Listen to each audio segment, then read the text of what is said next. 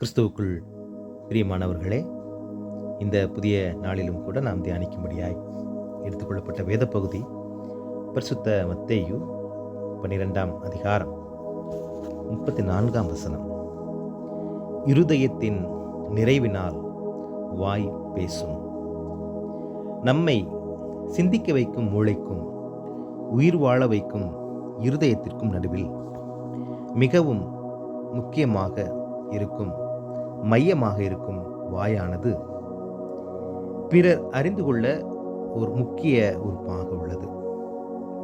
விளையாட்டாக பேசிய ஒரு சில வார்த்தைகள் கூட உடைந்த கண்ணாடி குவளை போல அநேக உள்ளங்களையும் உறவுகளையும் உடைத்து குடும்பங்களையும் சமுதாயத்தையும் பிரித்து விடுகின்றதை அன்றாட வாழ்க்கையிலே நாம் காண்கிறோம்.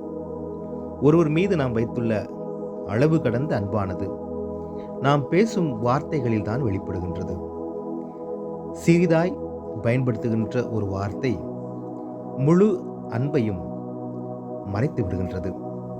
தீயினால் சுட்ட புண்ணை விட வாயினால் சுட்ட வார்த்தைகளுக்கு வலி அதிகம். நம் இருதயத்தின் நிறைவையே வாய் பேசுகின்றது.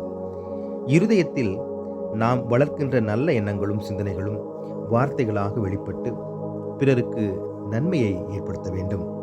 பொல்லாத எண்ணங்களும் சிந்தனையும் பொல்லாத வேதனைப்படுத்தக்கூடியவைகளாக நம் வாயிலிருந்து வெளிப்பட்டு பிறரை வேதனைப்படுத்தி நம்மையும் கடவுளிடமிருந்து தூரமாக பிரித்து விடுகின்றது. மத்தேயு 5ஆம் அதிகாரம் 2ஆம் வசனத்திலே கிறிஸ்துவின் வாயிலிருந்து வரும் வார்த்தைகளுக்காக ஜனங்கள் காத்திருந்தார்கள் என காண்கிறோம். நம் வாயின் வார்த்தைகள் பிறரை மகிழ்ச்சிப்படுத்துகின்றதா, பிறரை சமாதானப்படுத்துகின்றதா, அல்லது பிறரை வேதனைப்படுத்துகின்றதா? நாம் ஏதாவது பேச வேண்டுமென ஜனங்கள் விரும்புகின்றார்களா? நம் வாயின் வார்த்தைகளுக்காக காத்திருக்கின்றார்களா? எனக்கு பிரியமானவர்களே, சிந்திப்போம். நம் வாயின் வார்த்தைகளிலே மிகவும் கவனமாயிருப்போம். ஆண்டவர் நோக்கி நாம் பிரார்த்தனை செய்வோம். கிருபையும் இரக்கமும் நிறைந்த எங்கள் அன்பின் ஆண்டவரே, இந்த புதிய நாளுக்காய் நாங்கள் நன்றி செலுத்துகிறோம்.